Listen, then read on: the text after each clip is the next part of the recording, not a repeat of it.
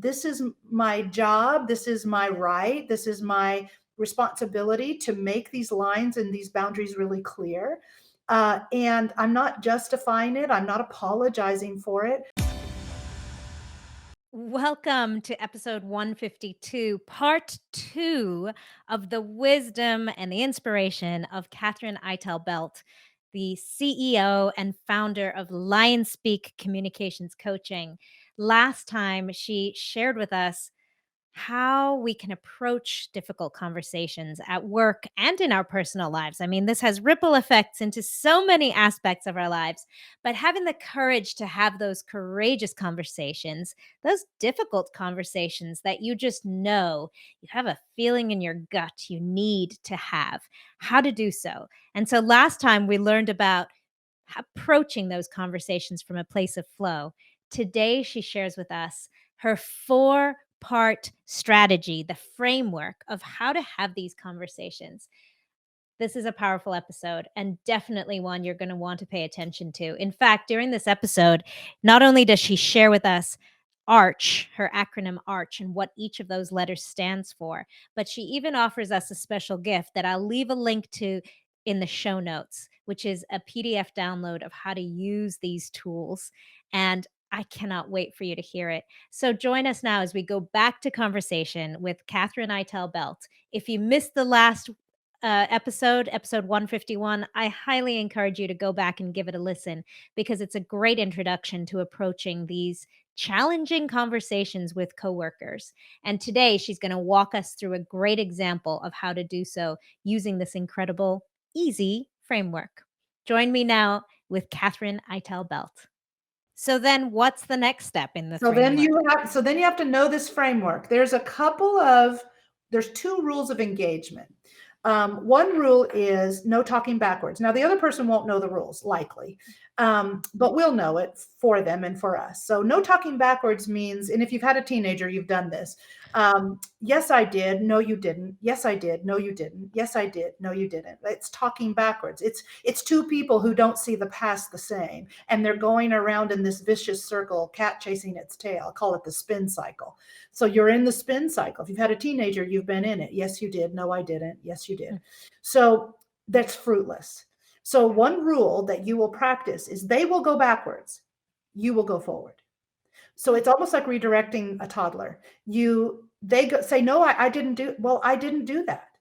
And you say, okay, going forward, then what I'd like to talk about is how can we create a future where we could both be confident that it's, been done this way. Well, I do it that way every time. I mean, I always do it. Okay. Well, so what I'd like to do is, if we could, is spend a few minutes talking about creating a way where we could both feel as confident as you seem to feel, right? They'll still try to go backwards, but you will refuse. You will redirect to the future because that's the only place there's any hope. Second rule is listen first, talk second. So if I'm bringing the conversation to you, Tarryn, I would have to set the context. So I'd have to say, Tarryn, thanks for giving me a couple of minutes today before we go home. I wanted to talk to you about how we're wrapping up the day, how we're closing down our equipment and, following sort of the checklist that we have for shutting down the practice before we go home properly. I wanted to talk to you about that. And I have some requests and I have some ideas about how to make that better. But before we go there, I'm just curious, Tarryn, how do you think it's going at the end of the day? And in terms of that checklist and in terms of getting everything wrapped up properly, how do you think it's going? So that's the technique. The technique is you might have to set the context for the conversation especially if you're bringing it to someone. But once you set the context, our tendency is to say, here's what I want to talk about. And then you start talking. And you have no ability, if you do that, to gauge the gap between where they are in relation to the topic and where you are. But if you hit the pause button, you set the context, you hit the pause button, you say, I want to have this conversation, but I'm interested. Where are you in relation to this topic? So if Tarryn says to me, I have no idea what you're talking about. I follow that checklist to a T every night, and I never, ever leave anything undone. Now, if I feel very differently, our gap is really big because there is a huge awareness problem or some sort of miscommunication or clarity problem. There's a big gap. So that's helpful to me to know as I start to go into the conversation about what I want to say. Mm. But if Tarryn says, I'm so glad you asked for this conversation. I was just getting ready to talk to you. I do think we have an issue. And I know you've been frustrated. And I actually know what's wrong. And I've got some ideas for how to fix it. And I'm anxious to share those with you. How big's my gap? Not very big, really small. And so very helpful. So it really doesn't matter what you say, Tarryn, when you answer that question. It will all be helpful because it will just help me before I start to talk to assess how far apart we are in our expectations. So those are the two rules: no talking backwards and listen first, talk second. So now you'll step into the framework. Once I know where Tarryn is in relation, now I'll say that's so helpful. Thank you. So the framework, we use the acronym called ARCH, ARCH. And I love that acronym because this is sort of like a bridge between the disconnect and the connection, or the conflict and the resolution. So the A stands for two things. It stands for appreciation, or you could think of affirmation, acknowledgement, any of those. It also stands for agreement. So I'll take the first one first. So I might say, Tarryn, one of the things I most appreciate about you is you really, once you understand the system of like block scheduling or financial arrangements, or whatever systems we put in place in the practice, once you really wrap your arms around that, you do follow those so well, and you're really a great example of really sticking with the systems and the agreements that we make. And that's one of the things I most appreciate about you. Now, it's very important right here that you do not use the word but. Very important that whatever comes next is connected with the word and. So it's very different if I say, Tarryn, one of the things I most appreciate about you is how diligently you follow a system that you're clear about. I really love that and have so appreciated that about you. But I want to talk to you today about a system you're not following. Do you see how that but just is? It's like a big eraser that just erased everything. Yeah. And made it seem like I really didn't mean it, when in fact I probably did mean it. A matter of fact, I hope if you do show appreciation or speak appreciation, that it is honest. Yeah, that it's authentic. They can sniff out an inauthentic compliment. So don't just make something up. Have it be authentic. So you want, but it's different if I say, that's what I really appreciate about you, Tarryn. And I wanted to talk today about one of the systems that I think we might not be meeting. Do you see the difference? It's like, in addition to what I feel good about, I want to talk about this. Yeah. So it's much better. And then you move into the second part of A, which is to find it where in this issue would we agree? Because I know where we're going to where we have a disconnect. I'm going to where we might not agree or have an agreement. But I want to start with, is there anything about this that we do agree on? So I might say, so Tarryn, would it be fair to say that in all of our other systems, when the two of us are really clear what the system is, and we make an agreement around that and it gets followed, that things tend to go not only more efficiently, but just more successfully. Would you agree with that? Right? So any reasonable person is going to say, well, of course. So much better now for me to move into the R of ARCH, which is where we're going to make our request. It's where we're going to find negotiate our new agreement and resolution. Much better for me to step off into the place we haven't agreed from a place we do. Yeah, So, because now I feel like you've seen me and appreciated yes. me, and now we're on the same side. Yeah. Yeah. And we agree that this is important, or we agree that it needs fixing, or we agree that when we apply it to other things, it's worked great. So find a place where maybe, let's say you've been late to work. So I might say, would you agree that when we're all here, those mornings where everyone's standing there, those tend to be the best mornings because we start on time, we're efficient, everyone's in, good mood. Would you agree that those mornings are best? Right? And if they shake their head, then I'm off into R, because I'm just looking for a place of agreement around it. Okay. So R is that. R is where we negotiate our resolution. It's where we create a new agreement. I contend that all upsets are related to one of two things. If we're upset, it's because we either did not have a clear agreement around something that matters to us. There was no clear agreement. Sometimes, Tarryn, in a speech, I'll say to the audience, no, let me say that differently. In a team where I'm maybe doing a team retreat, I'll say to a team, what time does work start? What time does work start? I've yet to have a team that the entire team shouted the same number. Interesting. I've yet to have one. They all will say, 7:50, 7:45, 7:30. And then they look at each other like, it's not 7:45, it's 7:50. And you're like, well, no wonder. So that's what I'm saying. Like, we think sometimes we have an agreement, but it isn't clear.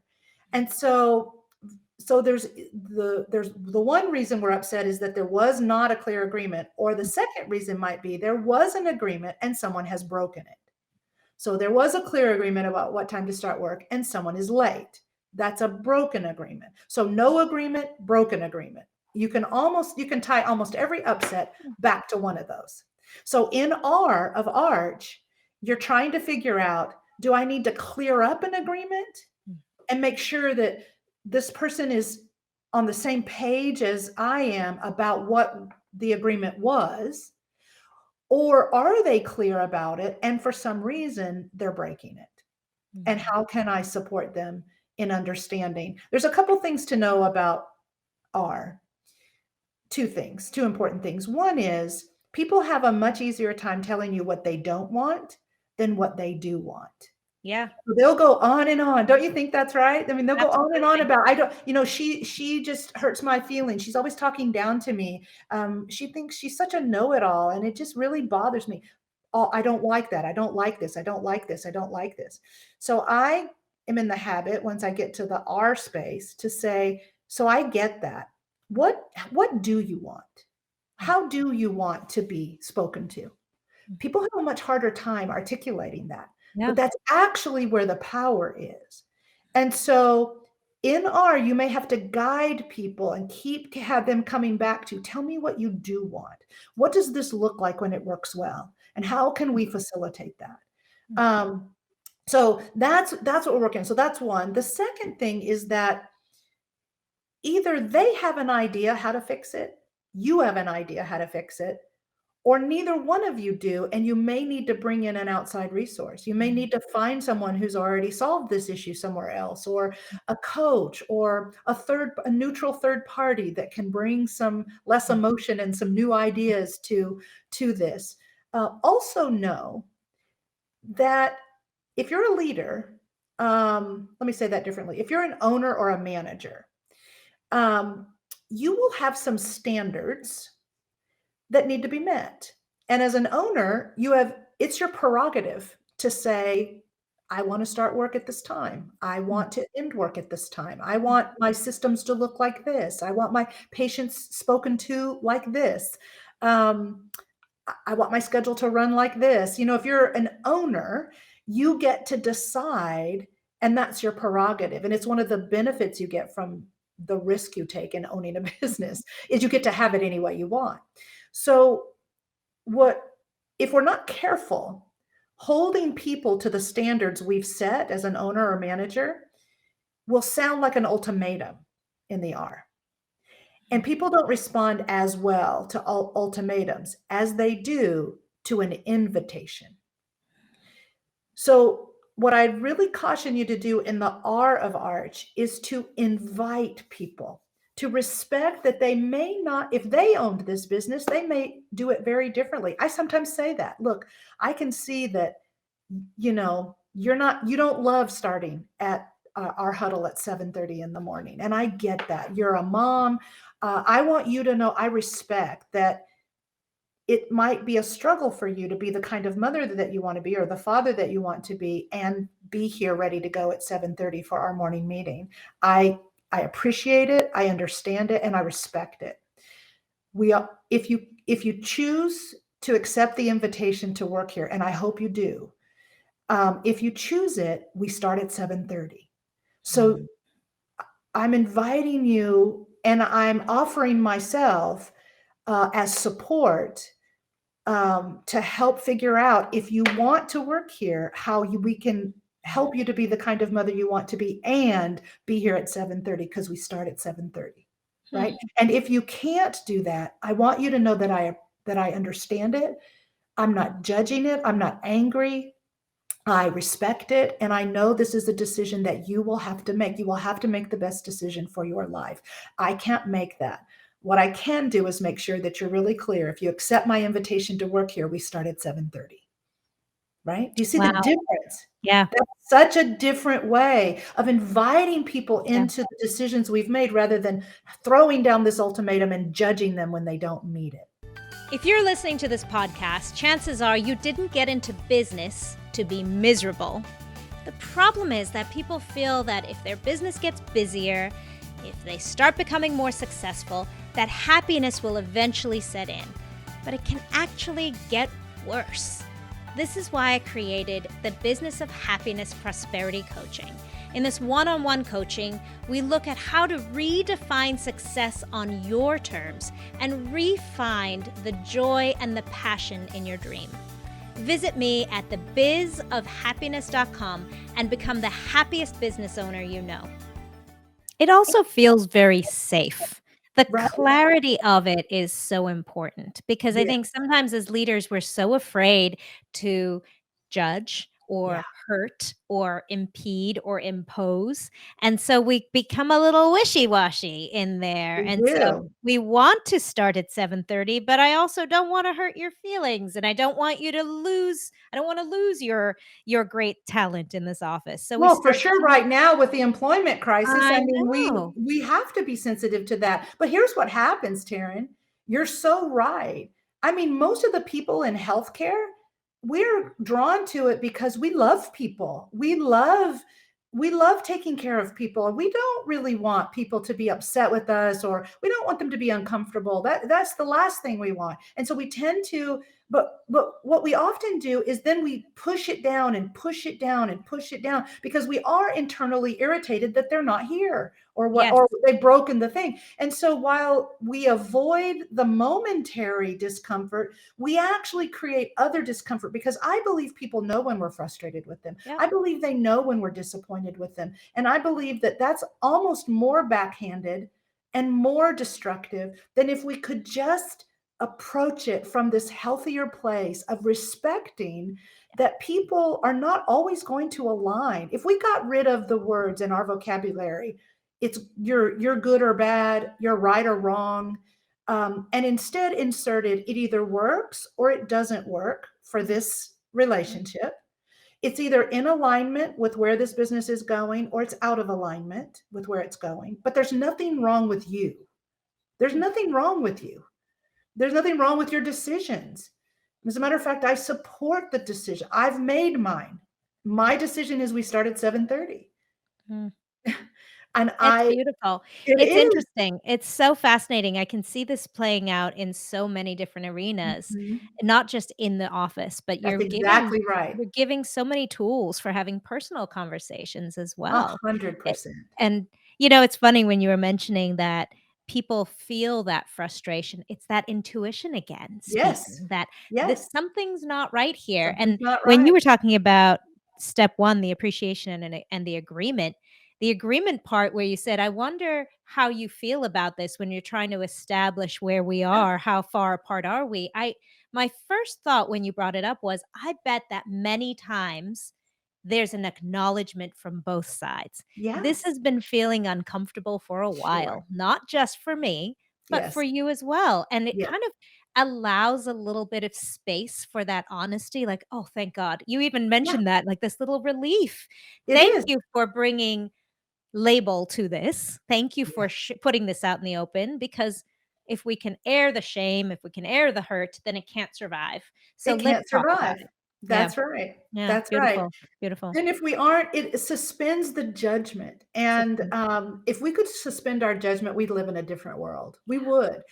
We would speak more respectfully. We would have more patience. But I want to be clear that I'm not suggesting that we're moving our line. If we feel strongly that something should be done a certain way and we're the leader of a family, If we feel like the TV should be off when we all sit down at the table to dinner every night to check in with each other and be present with each other and develop those relationships, if that's a boundary, if that's a line, then I'm not suggesting that when you get pushback from it, that you should push back your line. If you Yeah. feel strongly about it and you're the leader, you should hold your line. You should just respect that others are going to have a relationship with that line different than you.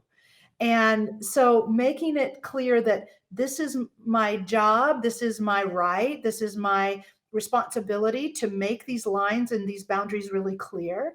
And I'm not justifying it. I'm not apologizing for it. I don't even really, as an owner of a business, need to justify it to myself. I just, it's like my husband likes broccoli and I like Brussels sprouts. It doesn't matter. We don't even have to know why. It just is. So we want it the way we want it, and we're inviting people who align with that to come into the space. And if they don't align, it doesn't mean they're wrong or bad. It's just not a good fit. So I think recognizing that allows in R for you to negotiate either the missing agreement, to negotiate a new one, or to get back on track with the broken agreement. Leave the agreement the way it is, but get back on track with a new commitment.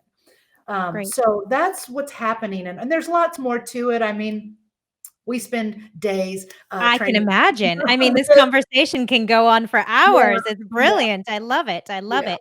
But I that's the, those are the key things for that R part. And then the C and the H are really easy. The C is just don't leave the conversation without clarifying what you just agreed to. It's so tempting once you have a new agreement to say, well, we're done. Yay, we did it, and a lot of these go wrong after the fact because we didn't just reconnect and repeat what we agreed to, because in conflict you're kind of toggling between an internal conversation and an external one, and sometimes when you're toggled internally you're missing what's actually being said. So it's really good to clarify. And then the last H stands for hope. Tie it with a bow of gratitude for the conversation and optimism for the new future. And that's art. It's really simple. And thankfully, because in conflict, if it was 17 steps and it was complicated, you could never remember it. Yeah. You're lucky to remember arch when you're upset, let alone something really complicated. So it's fairly simple, easy to remember, or easier to remember. And, most people are capable of beginning to practice it. So I'd love to offer your audience absolutely complimentary. We have a Courageous Conversations support sheet.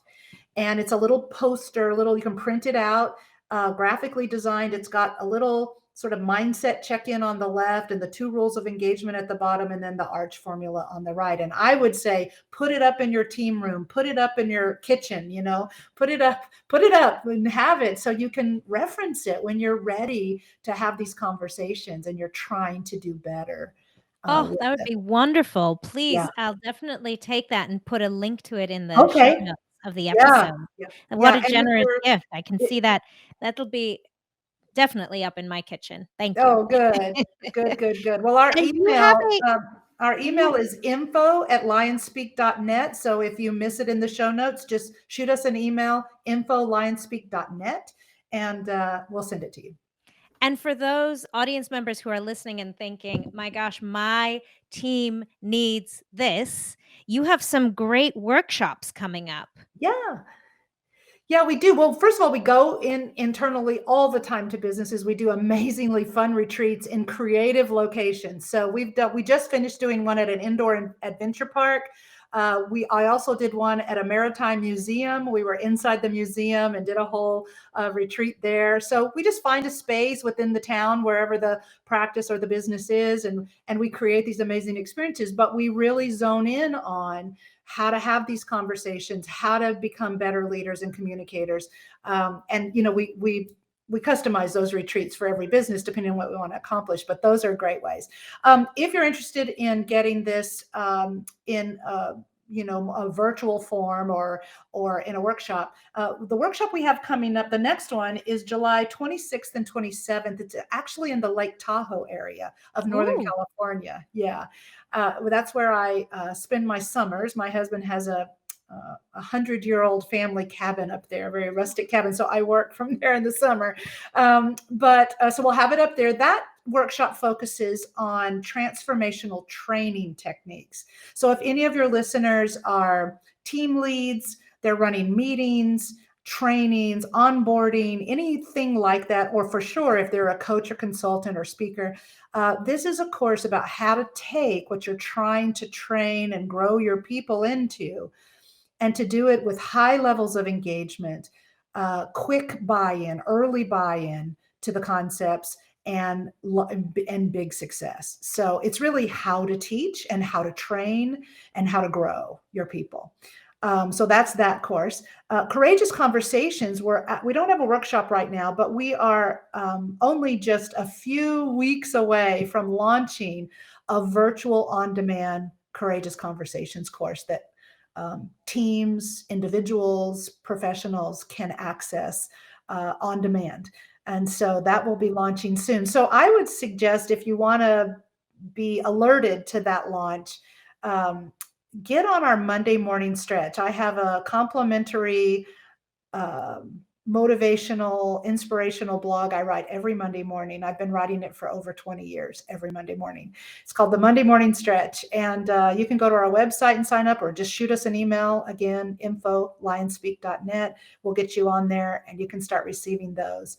But we'll be announcing it for sure in that Monday morning stretch. So Very cool. yeah. Very cool. Yeah. Before we started recording this conversation, I said thank you to you, but I just hope you know, Katherine, what a big difference you're making in people's lives. I mean, not just in terms of teams functioning better and having more confidence in their communication and support of one another, but the ripple effect these skills have on people's personal lives and on their well-being. I can only imagine. And so I really want to honor you and say thank you. Thank you Well, for thank being you. courageous enough and knowledgeable enough and such an expert in this arena, and for sharing that with this incredible, incredible group of men and women. So thank you. Well, thank you for having me. And you're doing some pretty darn good work out there in the universe as well. I mean, bringing the business of happiness, that is an incredible concept to bring to the world. So thank you for giving me such an amazing platform to bring this message. Yeah. I appreciate it. So since you brought it up, would you leave us here telling us, what is your definition of happiness? Oh, my definition of happiness is contentment with where I am. Contentment, honoring where I've come from and being optimistic and excited and eager for what's coming, but very at peace with the present moment. That's my idea of happiness. Beautiful. Yeah. Thank you, my friend. This has been an honor. Thank you. Mine as well. Mine as well. Absolutely. And thank you to all of you for joining us here today. And remember that when you feel good, when you're in the flow, that's when you can do good and have great conversations. Yeah. Bye-bye. Bye-bye.